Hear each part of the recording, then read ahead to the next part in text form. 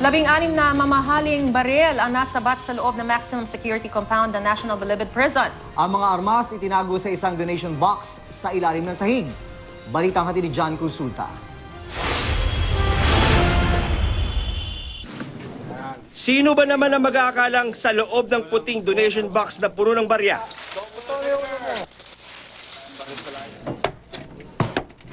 At nasa ilalim pa ng sahig ng isa sa mga kwarto sa maximum security compound, makikita ang hindi bababa sa 16 na mamahaling baril. Kasama ng mga armas ang iba't ibang uri ng balang nakalagay pa sa mga kahon.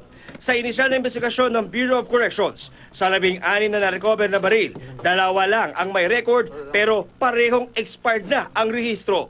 Ang 9mm Taurus handgun nakapangalan sa isang Jerry B. Fideli, habang ang isang caliber 40 Bersa Thunder nakarehistro sa isang Carlos V. Cruz. Ang serial number ng dalawa sa mga baril, sadyang binura para hindi na matrace ang pinanggalingan, habang ang natitirang 12 baril may tuturing na loose firearms.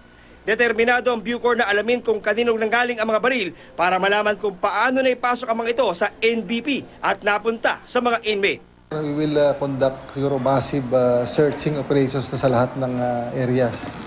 Bukod sa planong paghihigpit sa loob ng Bilibid, plano rin ng Bucor na ipatupad ang ilang pagbabago sa maximum security compound para daw mapigilan na ang pagpasok ng mga kontrabando. We're planning to increase yung height ng walls namin, tapos lagyan namin ng parang screen. December 2014 nang magsagawa ng serye ng raid sa ilang magagarang kubol sa Bilibid. Tumambad ang maluhong pamumuhay ng mga inmate, pati na mga droga at ledger kung saan nakalista umano ang transaksyon sa droga. Ilang opisyal ang sinibak at inilipat pansamantala sa NBI ang mga convicted drug lords. John Consulta, GMA News.